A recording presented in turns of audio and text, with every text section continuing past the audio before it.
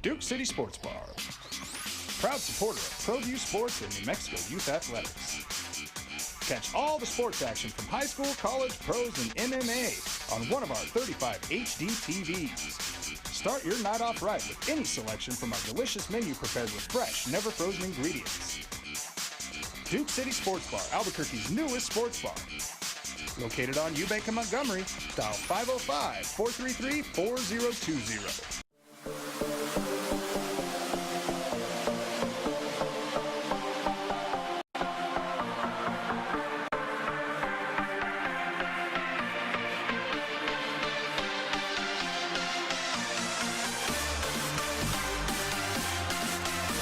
Carmody Medical provides solutions for your everyday needs. Hot and cold compression wraps provide therapeutic compression for the shoulder, hip, and knee. The therapy wraps are constructed of an insulated outer fabric and a ventilated cotton pocket to protect the body. Elastic belts allow mobility and deliver a gentle, adjustable compression. The reusable therapy packs can be removed from the pouch and placed into the freezer. Contact Jim for more information. Well, I'm going to the frontier, walking to the cashier, order up a root beer and a #1. Cover it with green stuff, one scoop is not enough. Find a booth is real tough, back by the Duke. Meet my family, meet my friends in the quirkiest restaurant I have ever been. All of Albuquerque's favorite spot, it's the Frontier Restaurant. The Frontier Restaurant is a proud supporter of Proview Sports Network. Car Crafters, proud supporter of Proview Sports Network. Are you sure we're supposed to be doing this? Don't worry, I've watched him do it 1,000 times. Come on, what's the worst that can happen? No! Bad dog! Hi, welcome to Car Crafters. What happened? Don't worry, we'll make it like it never happened. Car Crafters, it's like it never happened.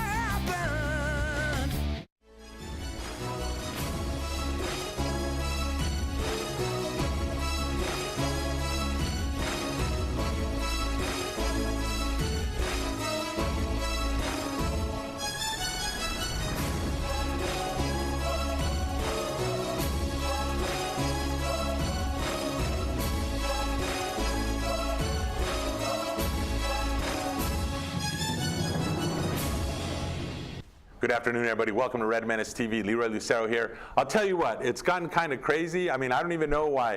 There was a point last week where I was wondering, are we going to have Mike Carlisle still in the opener? Because I haven't seen the dude in like a month. Even Rusty was going after Mike Carlisle. Alden, run what Rusty said last week in case anybody missed it. Twitter, all that stuff. Oh, and hey, Michael Carlisle.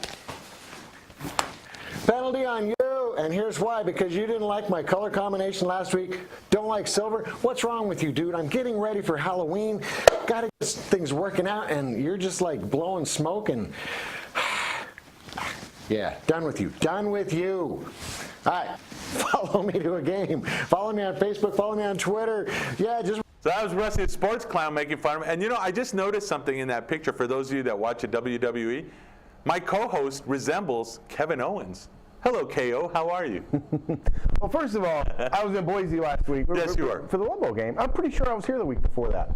Were you here the week before that? It was the week before that that you missed because you went to go see that fight. Right. Okay. Well, I mean, I guess I just missed you. As far as Rusty goes, look, I work with Mike Trujillo. I'm used to clowns trying to use me to better themselves. Whatever, dude. Everyone's always trying to get over on you, Mike, and they just can't do it, right? Yeah. What do you think about, I just noticed that when he put the clown nose in the horns, you really do look like Kevin Owens. I've never seen Kevin Owens wear a clown nose before. But I'm just saying, you had that look. I mean, just the face, and you kind of had the, I don't know, you look like you were ready to go into the cage. Maybe we can contact the DWO guys and see if you're ready to go for their title. Maybe. They have a Day of Destinies coming up soon. Mm-hmm. That's usually their big end of summer sort of party, and I encourage everyone to go out there and do that. Unfortunately, we missed the one because it was the Aggie game, their last. But this looks like it's going to be a good card. We'll have to get in touch with them and talk to them. Of course, you can watch DWO Wrestling here on Proview Networks weekly. They do their weekly show as well as on the Proview YouTube channel. And Rusty, you can watch that on the. Don't know why you'd want to watch Rusty. Oh, come on. Rusty's got nothing but love for you. Look, let's be honest. It's crying. If it weren't for the fact that Rusty took up 8 to 10 minutes, would you have Rusty on this show every week? Be honest. Be 100% honest. Well, is there any other reason other than the fact that's 8 to 10 minutes less that you have to worry about filling? Maybe you might be right. I don't know. Oh, what a shot. Hey, speaking of filling, we got to fill in on a few of the things that have been going on since you were gone last week. First of all, the Boise game. Concussions. We got 2 concussions going now, 2 concussion protocols going with Lobo quarterbacks. Also, the Lobos did lose to Boise State, following to 1 and 2. And unfortunately, let me go back because you weren't here last week. If you remember, right before the Aggie game, the show that we did, I told you when was the last time the Lobos were 2-0 or 3-0, and how much of a difference that could make as far as obviously attendance, but just feeling good about the team. And then they went and laid an egg against the Aggies, and basically. To answer your question, by the way, it was either 2005 or 2006. Right. It was Dr. It's been a while. Year, yeah. It's been a while. Yeah. And by the way, that was the year the Lobos were going regularly to bowl games. There was a little bit of crowd in the stadium. There was some excitement. The good old days. Yeah, the good old days. 2005 when Rocky Long was here. So I'll ask you once again. First of all, let me ask you quickly about the Aggie game. I know it's old news, but I know you were there and you didn't have a chance to talk about it, except for on your award-winning radio show, which is heard Monday through Fridays, except for when the Rockies are playing. We don't carry the Rockies. Who do you carry? Who was on yesterday? That was the AAA National Championship. Oh, okay. Yeah. That interrupted my listening pleasure of listening to Michael Carlisle and Michael Trujillo. You got me now. I got you now. Are we going to have you tonight, on Thursday and Wednesday and Friday? I won't be here Friday. I'm traveling to Tulsa. You're traveling to Tulsa. Wow, you're like a traveling man, dude. That's all right. You're here today. So I'll ask you, what about the Aggie game? What did you think about that real quick? I thought the Lobos got off to a horrible start. I thought they made a nice comeback late. I liked the way Tuioti looked leading the team in the fourth quarter, but you can't fall behind like that. And, it's something we've seen now in every game, whether it was not punching in the touchdown on the first possession against Abilene Christian, whether it was the costly early fumble by Tyrone Owens in the Aggie game, then you saw Richard McCorley on the opening possession against Boise. You got to take charge early, and that's something the Lobos, for whatever reason, have had some trouble doing early on in the season. Well, with the way they they're supposed to run the ball, and the way their offense is built, falling behind is a bad thing for the Lobos. Absolutely, and I mean, especially when the run game isn't quite where they want it to be, and it's not. Right. It's not where and I think you and I have talked about that. I think I sent you a text during the Aggie game because you're up in the booth helping Robert Portnoy and Dontrell Moore, and I said these guys can't run up the middle. They have no inside run game, so to speak. I mean, I don't know if it's the Aggies pinched it off so much, but I would say that, except they didn't really have one against Abilene Christian. They had a little bit against the Boise State. They moved the ball better against Boise, especially before Lamar Jordan got hurt. Although I like what Colton Gerhardt did, but eventually the offense kind of grinded to a halt there in the Boise game as well. So. Well, against and just going back to the Aggies, I think the Aggies did take their foot off the pedal just a little bit in the fourth quarter. They don't know how to close out games. Oh, I don't think they did. I think it was quite the opposite. Doug Martin gave the Lobos the opportunity to get back into that game. Now, the Lobos still had to hold up their end and go down and score. And they did. But it was very late in the fourth quarter before the Aggies tried to eat any clock at all. They went out there and kept throwing and throwing and throwing and didn't try to milk the clock at all. The Lobos got stops and were able to get the ball back and go down and score and make it close. But until late, the Aggies made no effort to eat clock in that game. I was dumbfounded by that. Well, I guess I saw a different thing because I saw him running the ball a little bit, and I saw him trying to. I mean, they worked the short and intermediate pass for sure, but that was all game long. I think they saw that from Abilene Christian. They did the same exact thing. Defensively, real quick, I wanted to talk about that game because there is a difference between the Boise game and the Aggie game. Defensively, I saw that the Lobos, and once again, you mentioned that they started off slow. They're running a three-man front. They didn't send in a lot of 4 or 5 men. They put no pressure on the quarterback. But the thing that was shocking is with all those guys in the defensive backfield, they were lost. There was wide open Aggies constantly. Whereas, and I'm going to transition into Boise State now, I don't think you saw that as much against Boise State. You tell me, you were there, you kind of had the live view. Did you see as many wide open wide receivers versus Boise State as you did against New Mexico? No, I did not. I thought the defense was much better against Boise State. As a matter of fact, look, let's be honest, the defense kept them in that game. Oh, yeah. Until it got late, you had the field position battle going on. Unfortunately, the Lobos weren't able to capitalize on it, but the defense kept them in the game. Also, to be perfectly honest, and don't misconstrue what I'm going to say, Boise's a far superior team to the Aggies. Mm-hmm. The style of offense Boise runs, especially with Cozart in at quarterback instead of Rippon, they didn't do as much big play, as much things to attempt to exploit the Lobo defense the way New Mexico State did. Well, see, I didn't think New Mexico State ran big plays. I think they had a lot of busted, a lot of plays where they were just dinking and dunking, but Lobos were not making good tackles. They weren't tackling at all. In fact, there was no wrapping, there was no solid hits, and you saw receivers really just squirting out. Or making cutting back and obviously making big plays on their own, but I don't think it started. I don't recall, and I could be wrong. I think there was maybe one play where they aired it out a little bit, and actually made the catch. And I think that was the one where it popped out of the hands and then popped into his hands. And Lobos had a play like that as well. But I'm just saying, other than that, it seemed like it was just 5 to 10 yard passes of wide open wide receivers as the DBs had dropped off, and because they weren't pressing. And the receivers were just making some excellent plays for the Aggies. They were always open, and then when they caught it, and I thought against Boise, and I could be wrong, I'm not a coach, I'm not going to pretend to be, but it seemed like the corners were pressing up more on the receivers against Boise State than they were against the Aggies, taking away a lot of that short game. Which yes, they were, but again, different type of offense. They weren't worried about Boise beating them deep. So you're right. They did play closer on the line. Against the Aggies, right or wrong, I think the concern was, all right, if we play too close, they're going to blow by us and then beat us for the big pass. So they just hit him with the short pass and then broke a tackle or cut back and blew by him. And scored like that. So, I mean, I guess it's pick your poison. Main thing, also another thing is I thought they got a little bit more pressure against Boise State defensively. Now, let's talk real quick about the offense. Obviously, we found out Tavaka was hurt. Am I pronouncing his name right? He was injured. He didn't make the trip, correct? With the concussion. Did we know if he got the concussion in practice or in? No, it happened in the Aggie game. It did. Right. Coach Davies said originally Tuioti just thought he was sick, maybe a little flu bug, and it was a couple of days after before they realized that he had suffered a concussion or was suffering from concussion-like symptoms. Yeah, I'm not even sure they know exactly what play it happened on. Okay, so he went into concussion protocol, didn't make the trip, which is fine. Lamar was there, and as we know, Lamar's had some success against Boise State with the offense that we usually run. And they started out having a little bit of success as well. They did move the ball.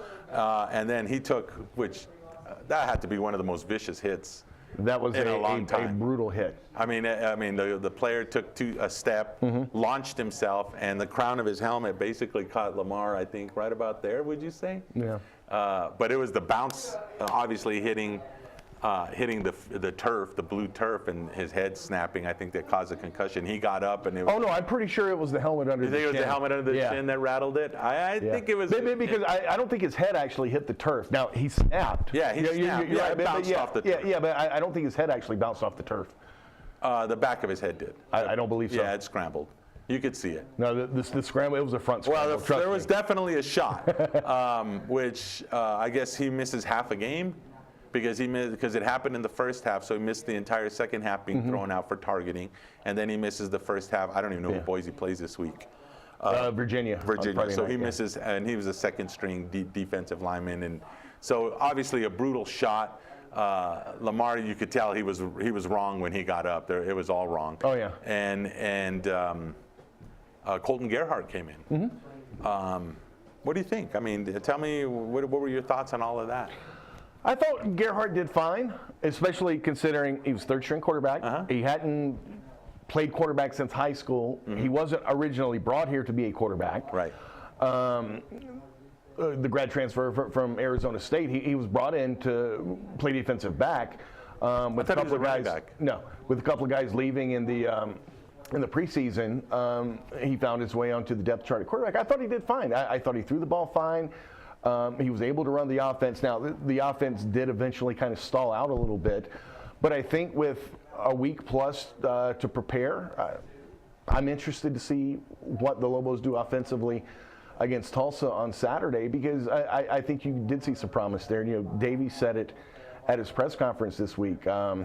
Gerhardt may not be as fast as Lamar Jordan. Right. He may not throw as good as Tuioti, but he does everything we need him to do. Now let me ask you this, because this is just, and maybe it's my conspiracy thinking ways. Obviously, Lamar's not going to make the trip because he's in concussion protocol. There's no chance for him to play. Tuioti make the trip? I don't think so. I think they've both been ruled out. You think they've both been ruled out completely? As a matter of fact, yes.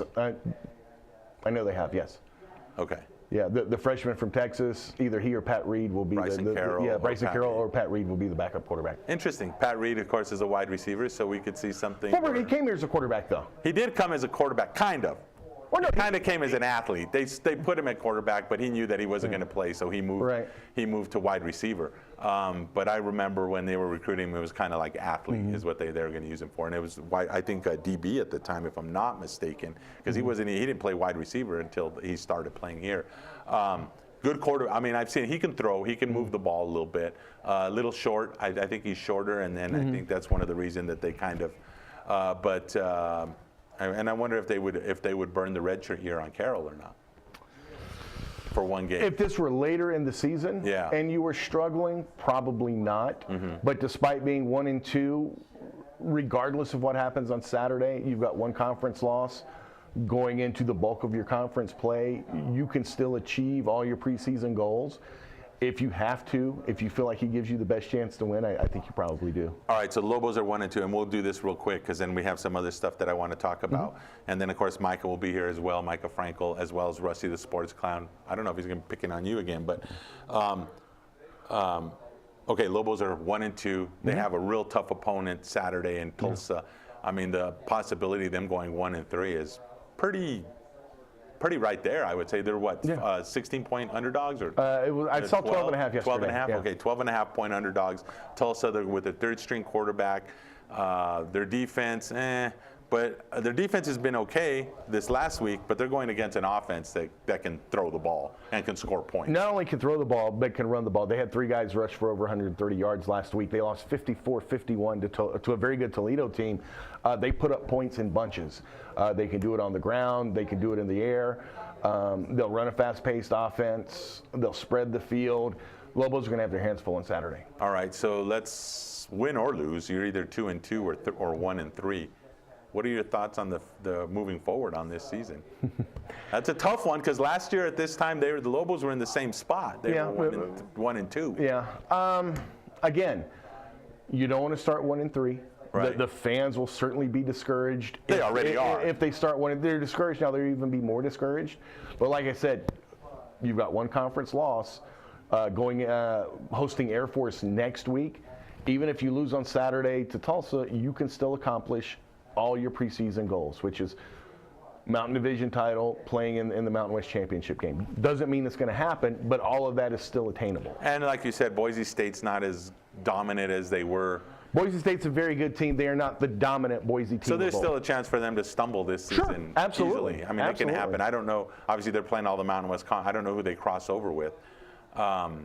Do you know? Do you know who they I do not believe they play San Diego State. Okay, the Lobos do play San Diego State. Right, the Lobos do. Yeah, I do not believe who is now the class of the Mountain West Conference. Not even close right now. I mean, there's really a strong possibility of them playing on a big bowl. They beat Stanford, who is number, was it 17? I think so, yeah. Yeah, number 17 Stanford, and I think the rest of the way is kind of a cakewalk for them. Barring any kind of mistakes, they should be playing in a New Year's Eve or New Year's Day game. And of course, they play the Lobos as well. So I'll tell you what, we're going to take a quick break. We'll come back and talk about a little bit of news that broke after last week's show. All that and more on Red Menace TV.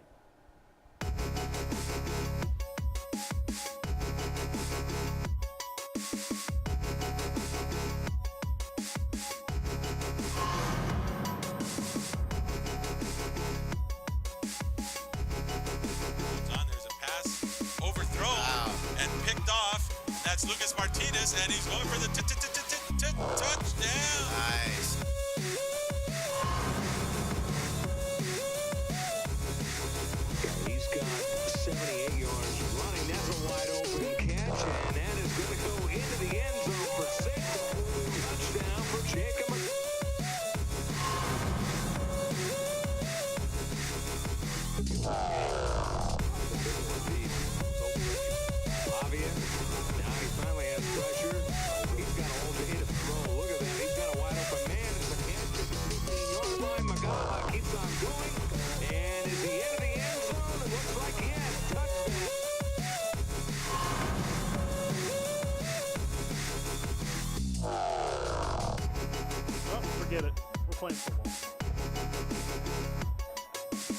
snap, under pressure. Well, that was Queen to David Bowie. That's about as good as it gets.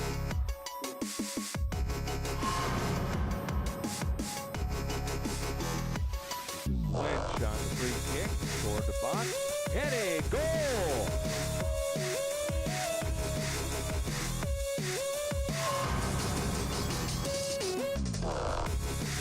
Cleveland 14, Centennial nothing. Pitch out to Acosta, was never looking for that, picked up and going for the end zone. Oh my God. That's going to be a touchdown.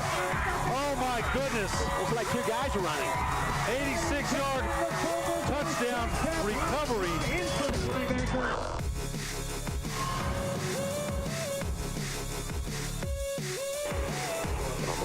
And a toss down the middle and a one-handed grab. It's complete and it's a first down. And a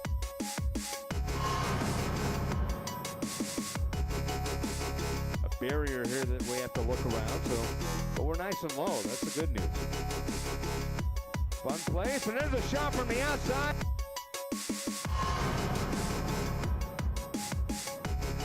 The Texans game's over. They're going to Bolden in the end zone. Touchdown, Bolden! Jump on, he won it! Exactly.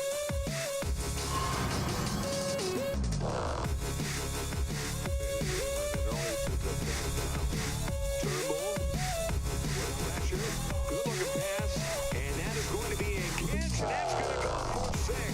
Nishan Sanchez will get his second touchdown of the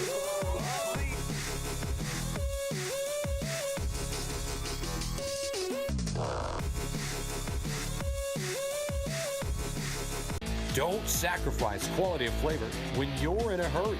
Golden Pride offers ribs, fried chicken, green and red chili breakfast burritos, and Frontier Cinnabons. 4 great locations, or visit us online at goldenpride@abq.com. Golden Pride Barbecue Chicken and Ribs, proud supporter of Proview Sports Network.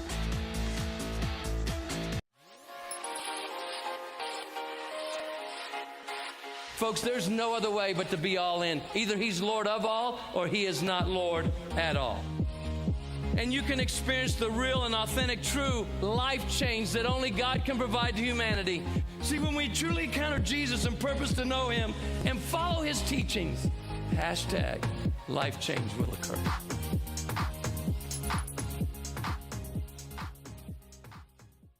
Dave & Buster's is your destination for fun. Eat delicious chef-crafted food. Try sizzling favorites and new creations from our talented chefs. Drink the coolest cocktail creations. Play the hottest new games to win awesome prizes. And watch all the games in the best sports bar ever. Only at Dave & Buster's. Car Crafters, proud supporter of Proview Sports Network. Are you sure we're supposed to be doing this? Don't worry, I've watched him do it 1,000 times. Come on, what's the worst that can happen? No! Bad dog! Hi, welcome to Car Crafters. What happened? Don't worry, we'll make it like it never happened. Car Crafters, it's like it never happened. VR Junkies is a virtual reality arcade. We specialize in all things VR, from the simple phone-based headsets to cutting-edge full-body motion systems. Check us out at the Coronado Mall. VR Junkies. Sadie's is a proud supporter of New Mexico high school sports and athletics, and we here at Proview Networks would like to thank Sadie's for their continued support in helping us bring you all of your New Mexico high school sports coverage. Visit the Frontier Restaurant. Due to heavy construction on Central, take lead or coal coming north or south. The Frontier Restaurant. Get your Frontier fix on.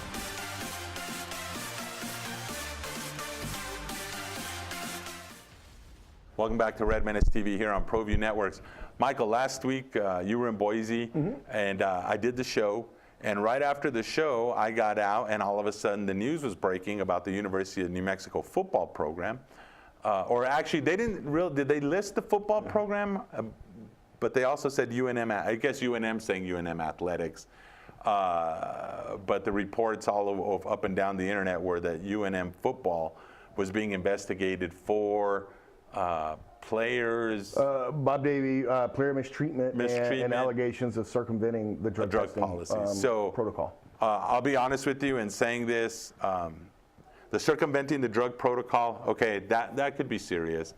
I guess we don't know what being mean to players is. I mean, are we talking Woody Hayes, socking a player? Are we talking yelling at a player? Are we talking players that maybe they didn't get to play or they had to sit on the bench? I don't know. Just interesting. I guess they talked. I would assume if it was a player upset because he didn't play and alleged that coach was mean to him because he had to sit on the bench, UNM would not have hired an outside investigator. Now, you're right. We don't know what the allegations are, just that allegations were made. Yes. And that UNM has hired an outside investigator. But let's be honest. Depending on what the investigation comes up with, the mistreatment of players, especially in this day and age of political correctness, call it what you want. I will. But that can be, as odd as it may seem, every bit as serious as circumventing the drug testing policy. Now, again, we don't even know specifically the allegations. We just know more of a general term. But let's see what happens. All right. So as far as the outside investigator, my thought, and these are just my thoughts from the outside looking in. We've had the mess with Scotland. We had the mess with the luxury boxes and the UNM Foundation and everything else. And I personally think that the whole idea of getting the outside investigator was to give the optics or the looks of transparency, in my mind. That's just my opinion. And you may very well be right. I'm not going to put too much into that, only because I think this is just. I think. Well, that's how had you not had Scotland, had you not had the luxury box and UNM Foundation mess, I think this stays in house and they do the investigation that way. Well, no, and look, it makes more sense to hire an outside investigator. Yeah, it costs you a little money, but at the end, when the findings are released, you can say, look, you can't accuse us of covering anything up. We hired an outside investigator. So that kind of gets UNM off the hook that way. And like you said, gives the illusion of transparency. So yeah, that in and of itself, I don't think is a big deal. But just the fact that UNM thought enough, and this came about, for those who don't know, from the latest round of player exit interviews after graduation in the spring. Did it come? Has that been reported accurately that it came from the last ones, or is this from other ones prior to that? This is from the last one. Okay. And I'm sorry. That's all right. I want to get this clear. I am here for you. Okay, I just want to get this clear, because those aren't taped, are they? There's notes that are made, but they're not taped. I believe they are handwritten. Okay, all right. Sorry, and I didn't mean to break your train of thought. That's all right. But it is concerning that UNM thought enough of these player interviews that an investigation was warranted. Now, that doesn't mean anything went wrong. It could be, and you kind of alluded to this, a couple of disgruntled players who weren't happy with the way their college career played out. And maybe they have an axe to grind. We don't know that. So outside investigator comes in, they'll investigate things, and then we'll find out at that point. Yeah, and I guess J.P. Murrieta had a story, I don't know if it was followed by anybody else, about the drug testing side of this. They talked about that the drug testing that UNM as a whole in the athletic department is now adding a new layer of drug testing that was optional before. Each different sport had to pay for it. And at this point, Lobo football and UNM swimming had been paid for. And then now that Coach Weir was hired at the basketball program, he started that immediately, paying that extra level of drug screening. Right. The athletic department is now paying for that. Yeah, now the athletic department's covering it all. And it'll be athletic department. Right. Yeah. So now I guess that I'm just throwing that out there just to kind of say, hey, the football team's already been doing that extra level of drug testing. Now, does that mean that you still can't circumvent? I think, yeah, obviously that can happen. It doesn't mean that. Now, again, that doesn't mean the football program was doing anything.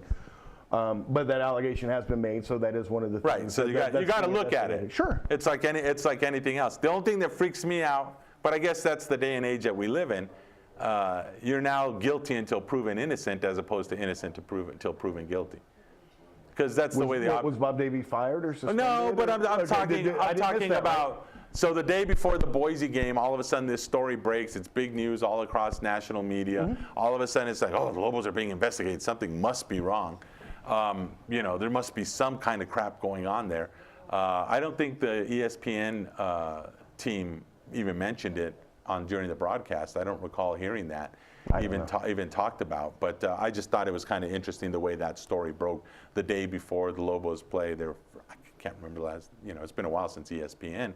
In the early part of the season. They played like 4 times last year. At the end of the season, when they were actually in competition for some stuff. But I'm just talking about early part of the season. The Rutgers game was the early part of the season. Oh, that's right, it was, wasn't it? Good call. Yeah, I see where you're going. I thought that was ESPN too. I don't think same thing for the purpose. No, it's the exact same thing in terms of conference bonuses for being. I don't think the timing had anything to do with the fact that they were playing Boise State on Thursday night. Because this news was had been out for a while. It wasn't anything new. The investigation had been going on for a while. Yeah. The news came out last Wednesday. And so for new AD Nunez, Frank Mercogliano, and whoever else is there at UNM, you need to find out whoever's leaking this information, because I think they're doing a disservice to the University of New Mexico, to student athletes, and to the coaches as well. I think they're doing a disservice to one and all. They need to learn how to find out who those people are, shut them down, or those people need to take accountability and keep their mouths shut, because I don't think there's stuff that necessarily needs to be let out. Just my opinion. Hold on. So, and I hear you, and I know you're a die-on-the-wool Lobo fan. Sure. No problems with that, and I hear you, and I understand where you're coming from. If they're right, does it matter how the information comes out? Yeah. Because I got news for you. The next story that comes out that somebody didn't leak some info to break the news will be the first. And I'm not just talking UNM. I'm talking any news story. No, I hear you. I'm just saying that I don't know if this is the time that you leak that information. When would have been the time to leak the information? I think at one point, once you have all the ducks in a row, then you say, look, we've had an investigation. We hired an outside investigative firm. Here's what we found out. Here's what we didn't find out. At that point, it's actually news.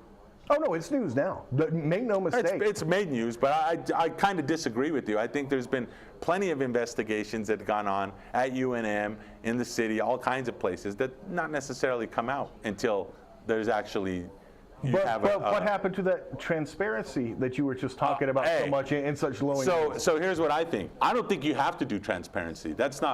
I don't think you have to. I think you come out, you do your investigations, you do what you've got to do, all right? And then you come out and say what happened. That's fine. I'm just saying I don't think it has to come out like this, where it's like this little side dealing, backstory deal. And if you are going to do it, then at least have the balls to put your name to it. Otherwise, you're just gutless to me.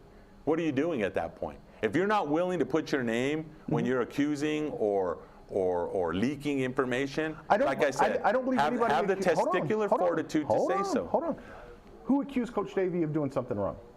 I don't know. The players who, for now at least, are protected, but whoever leaked it didn't accuse Coach Davie of doing anything. They just told. I'm just saying. They just told Libet, hey, there's this investigation going on. You might want to look into it. I mean, I don't think that's accusing anybody of anything. Well, I guess we're just going to have to agree to disagree. Well, explain to me how I'm wrong. How is that accusing him of anything? I just don't think that you necessarily have to put out that there's an investigation going on when there's really not. We don't have anything to that. And that's fine. And that's your opinion, and that's fine. That's right. I got you. But how is that accusing him of doing something wrong? Oh, because I'm talking about the way the story rolled out is like, well, Davie, because that's the way the story was written. Was under investigation? Yeah. Was under investigation for. Is that not true? Is that not true? He's under investigation for player whatever, hurting people's feelings. No. Whoa. Mistreatment. Right. What is that? So that entitles quite a bit. And then, of course, you have the other one of potentially circumventing some sort of drug test. Correct. Just wait until it all comes out in the wash, and then we'll figure it out. That's just my opinion. So should the news stations not report on murders until after the trial's completed? Well, wait and let everything come out in the wash, as you were just saying? There's a little bit difference there from a murder investigation and a couple armed robberies, claiming DWIs. So should they just wait on DWIs those? don't come out until it's all said and done. Well, that's not true. That's not true for at the all. most part. Yeah. Not only that, I can take you back to Lobo football and point out how that's not true at all. The kid driving Loxley's car. Now, not a football player, but that was football related. That came out. Yeah, that's true. Within about a half hour of it happening. Which probably shouldn't have happened either, but that's just my opinion. But my point is, and I didn't bring that up to rehash any any bad feelings or ill will, but the fact of the matter is, that stuff does come out. Yeah, and I don't think it should. That's just my opinion. One thing that did come out, and this is, I guess, Jeff getting the FOIs, is that what it's called? Freedom of Information, FOIAs, was Paul Krebs' final email drafts. One of them that said, which is interesting because you asked him the question on radio about, did this Scotland fiasco cause you to want to resign, or retire? And he said it had nothing to do with it. Had nothing to do with it. I asked him again, are you sure? Yeah. Absolutely nothing and then to do in with yesterday's story, it said that he had already started the resignation thing well before the Scotland fiasco came out. That he had started his resignation letter when Krebs... 100% not true. 100% not true. And here's why. Okay. Before the Larry Barker investigation came out, Larry Barker didn't just show up 2 days before his report came out. The people looking into that Scotland trip had been going on for months.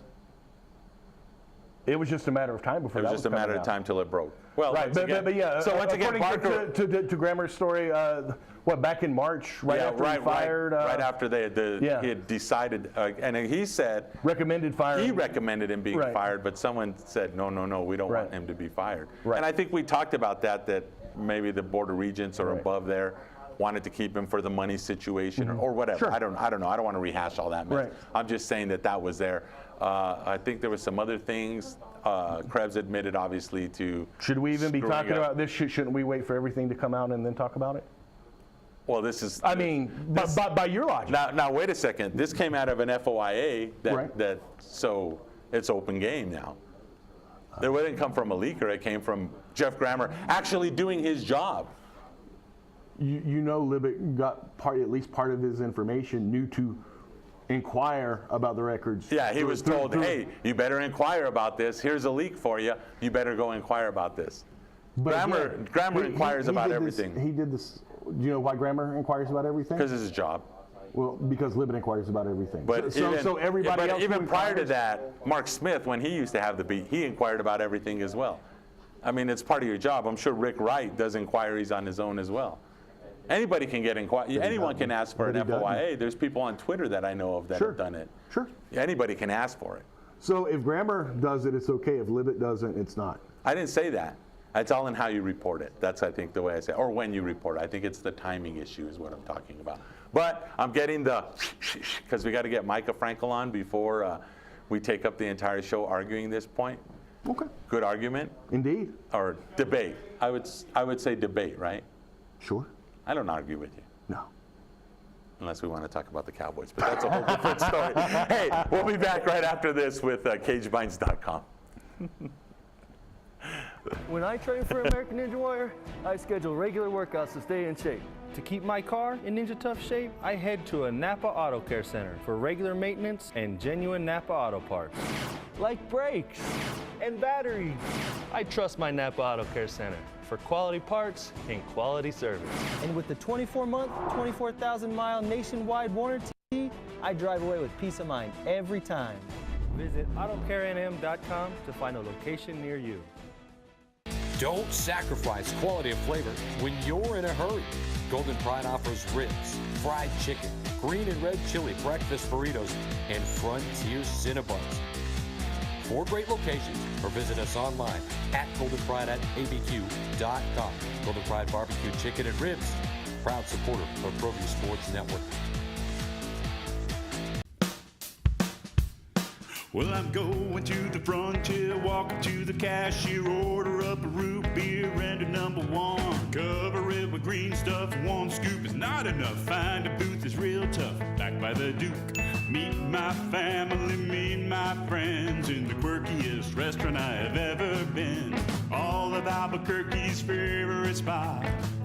It's the Frontier Restaurant. The Frontier Restaurant is a proud supporter of Proview Sports Network. Dave & Buster's is your destination for fun. Eat delicious chef-crafted food. Try sizzling favorites and new creations from our talented chefs. Drink the coolest cocktail creations. Play the hottest new games to win awesome prizes. And watch all the games in the best sports bar ever. Only at Dave & Buster's.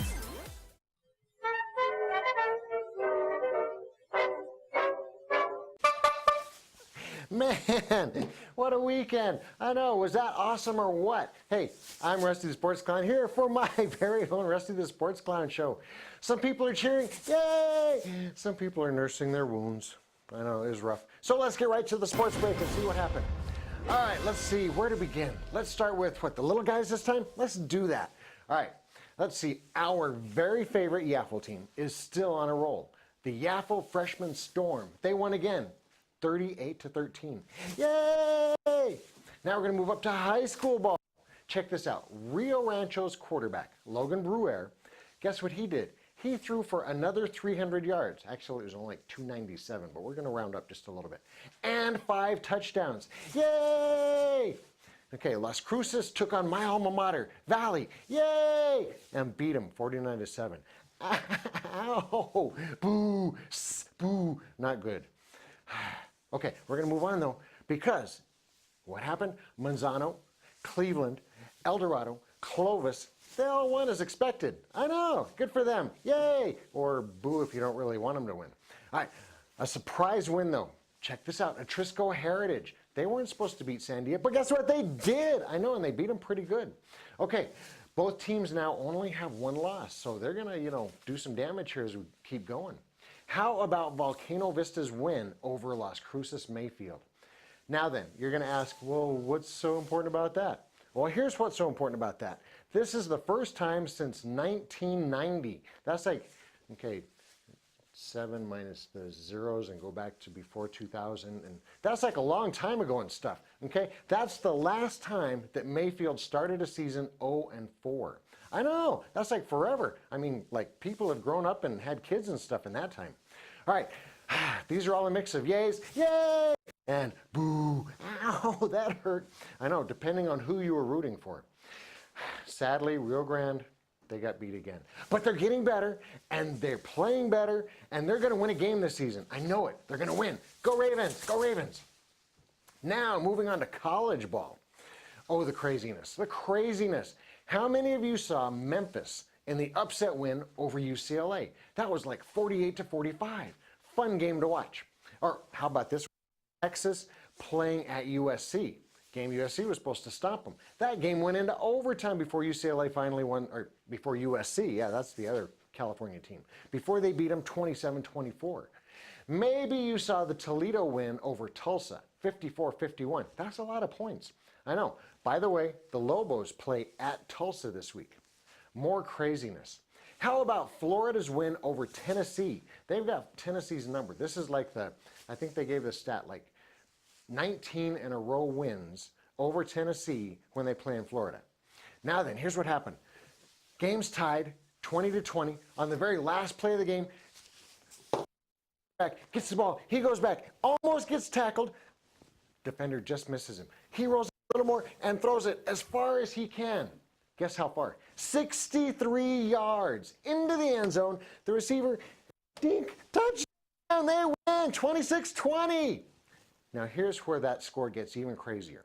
In college ball, if you score a go-ahead touchdown on the final play, the extra point isn't necessary. Unless it's, to tie or win the game. So, still with me? All right, Florida scores that touchdown. They go up by 6.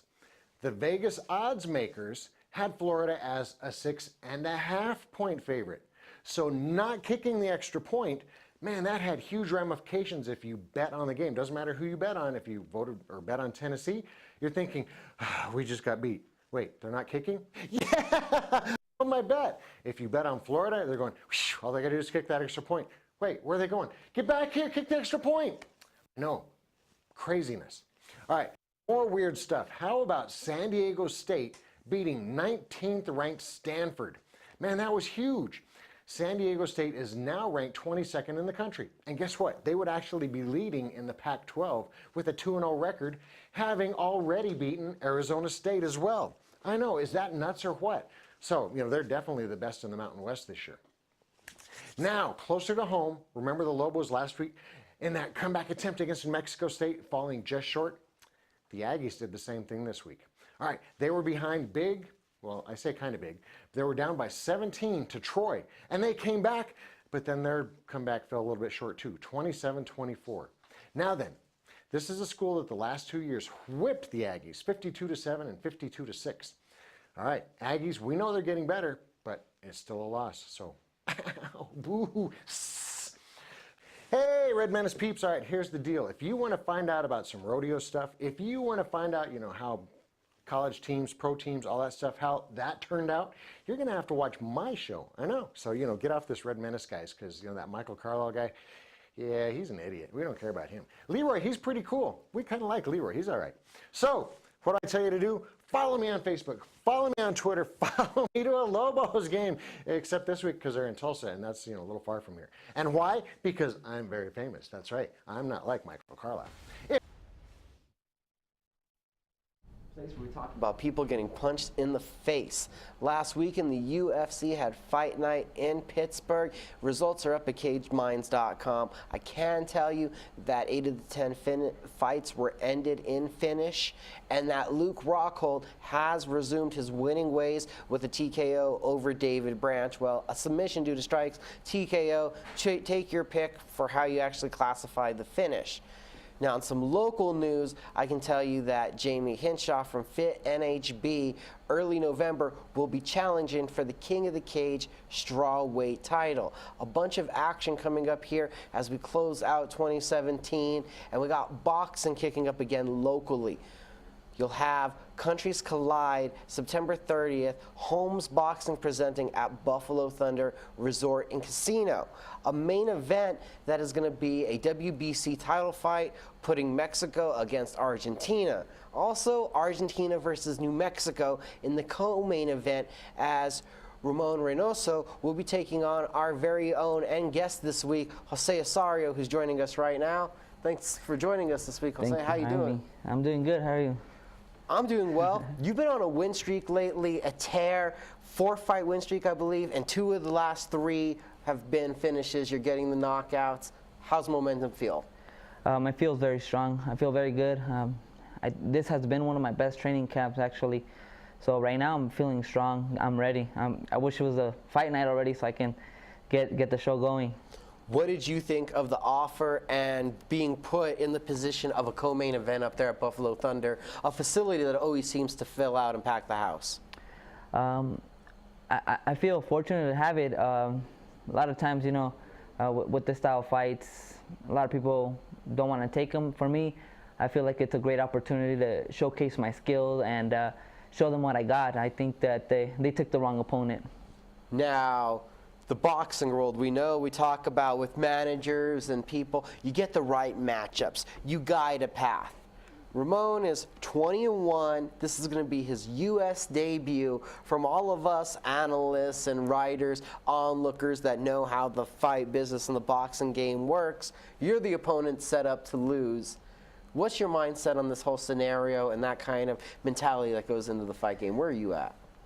Yeah, in a way, I feel like that's the way that they're putting it, and everybody's seeing it that way. But the thing is, he's coming to our backyard, to our people.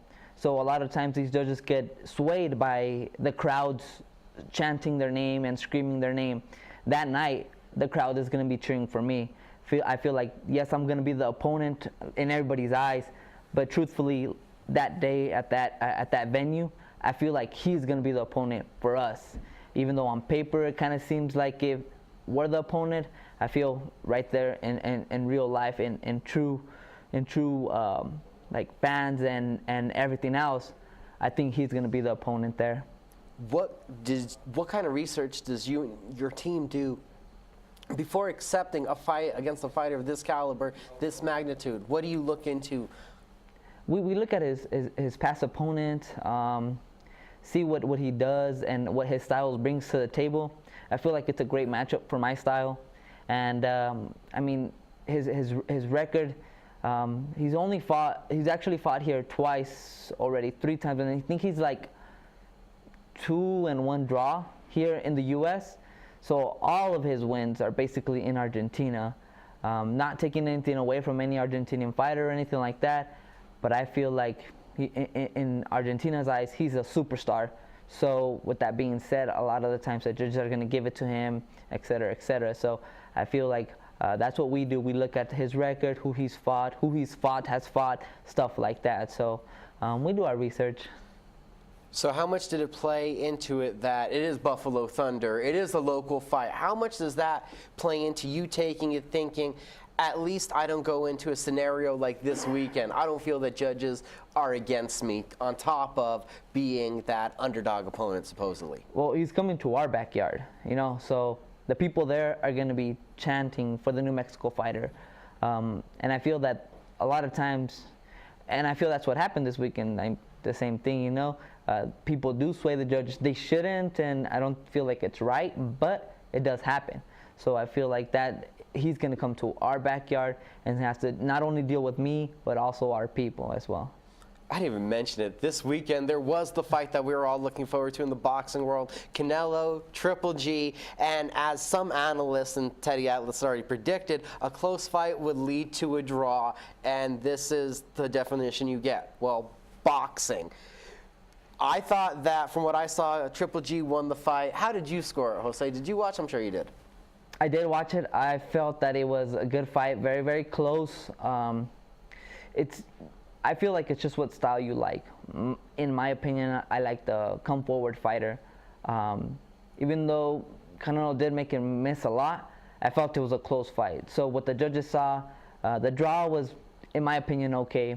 The couple rounds for Triple G was okay, but that, 10 rounds to 2 for Canelo, I feel like that wasn't even, I don't know what that person was looking at. So it was a close fight for me. In my eyes, I gave it to the aggressor, so that's the way I scored it, but everybody has their own opinion, I feel. Well, that's another great topic to bring up, the scoring criteria. As far as you, as a fighter, what are the most important criteria for scoring you believe that the judges should be looking at, and as you're told by the commission, what they're looking at?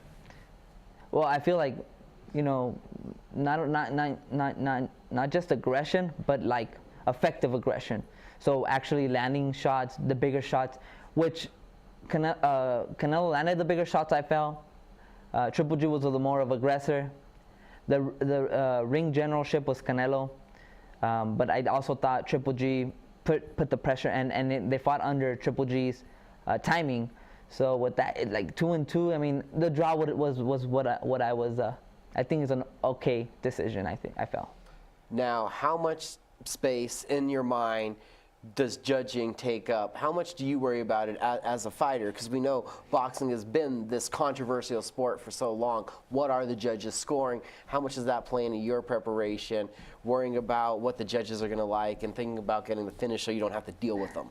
Yeah, at this point in my career, I feel like judges you have to really worry about the judges. So if you're going to go out of the state and into somebody's backyard, you can't leave it into the judges' hands, because at that point, basically just going out there to lose. And I feel like that's what a lot of people see this fight kind of as the way that it's going, but yet he's still coming to our backyard, so he has to deal with our people and our judges. So, I mean, I think this was a good opportunity for me, and that's why I took the fight. What kind of fight are you preparing for on the 30th? I'm prepared for a hard 8-round fight. If the knockout comes out early, it comes out early. I'm not gonna force it, but I'm going for a hard 8-round fight. That's what I prepared for. You've been in some hard fights. How is that experience gonna help you come the 30th? With all my experience, I mean, they say, oh, he has 20 fights, 1 loss, and like 2 or 3 draws, I believe. So he has 24 fights. I have 8, 3-1. So I have 12 fights. So in the pro, I am the less experienced, but I also have a great amateur background. And my pro career, I mean, I don't take any fighter as a joke. And if you look at my opponent's records, they're decent. I mean, they're good. We're not taking any nobodies out there. So, I mean, I feel like I have great experience in the pros and also in the amateurs. My amateur career was very long and very strong. So I feel like I'm not in a disadvantage with experience. Thank you for joining me this week, Jose. Everybody, Buffalo Thunder. Holmes Boxing presents Countries Collide September 30th. We'll see you up there for a night of boxing. This weekend for your action, check your local listings. We have MMA, kickboxing, and boxing going on around the world. Check out cageminds.com to keep up with all of it.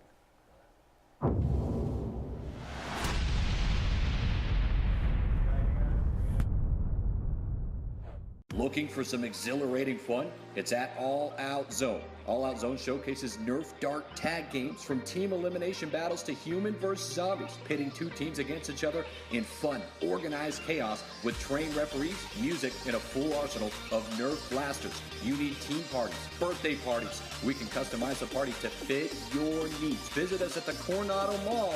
Give us a call, 505-444-6964. All Out Zone.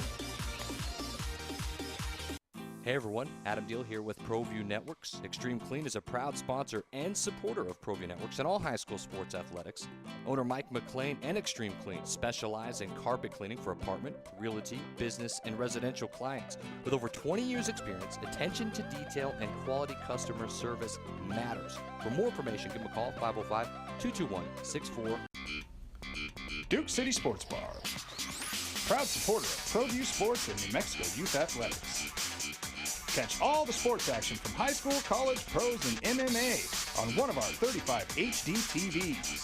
Start your night off right with any selection from our delicious menu prepared with fresh, never frozen ingredients. Duke City Sports Bar, Albuquerque's newest sports bar. Located on Eubank and Montgomery, dial 505-433-4020. Back on Red Menace TV, Leroy Lucero, along with Mike Carlisle, who's here. We're going to have to start calling you special guests. Wow, that hurts. Sorry, bro. Dude, I'm a busy man. Yeah, I know you are. You're extremely busy. When will we not see you again? Do you know? The week of October 7th. What's going on? Oh, are you flying out somewhere that day? I'll be in Vegas that week. Who's fighting? It's UFC 216. So how come you don't go to Bellator? I've been to Bellator. But how come you don't go regularly? Because they don't go to Vegas. I love Vegas. Oh, it's about Vegas then. So I go see UFC in Vegas or Bellator in Thackerville, Oklahoma. Which one would you go to? Yeah, I guess Thackerville wouldn't be. Who's fighting that? That'll be Tony Ferguson and Kevin Lee for the interim lightweight title. That'll be Demetrius Johnson and Ray Borg as well. That fight got pushed back. That one got pushed back. A couple of weeks ago. And then, of course, we get to look forward to you Monday through Friday on 610 Sports Animal. Correct. Along with Michael Trujillo and Mike Vitale, doing your thing. Mm-hmm. I know you have Michael on a regular basis. Yeah. Lots of good callers, lots of good talk. Any talk about the Cowboys Broncos? Oh, we had a lot of Cowboys talk on Monday. Really? I'm shocked. Yeah. Look, I'm by no means a Cowboys fan. I'm a Redskins fan, as a matter of fact, for those who don't know. It's one game. Trujillo keeps saying you're closeted, though. I was going to say, you know what? You let that go? You tossed it up there. I know. So I gave you a layup. I just stared. I'm like, okay. I can't believe he threw that down the middle. I'm just saying, Trujillo says it, that you're a closeted Cowboy fan, and I'm just curious. Is there anything to that, or do we put that in the same level of Rusty, the sports clown? Well, no. Here's the thing. You got like 30 seconds, so make it count. Oh, that's fine. Is I can set aside my personal taste to talk about things objectively. Okay. That's something Trujillo has a problem with. Oh, okay. That's all. That's fine. I object. Nothing would make me happier if the Cowboys went 1-15. Let's be honest, that's not going to happen. It's not gonna They're going to be happen. fine. Hey, thanks for being part of today's show. Look forward to seeing you all the time. Don't forget to listen to Mike on 610 The Sports Animal. And you can catch all the greatest high school and Yaffle sports here on Proview Networks. Till next week, God bless you all.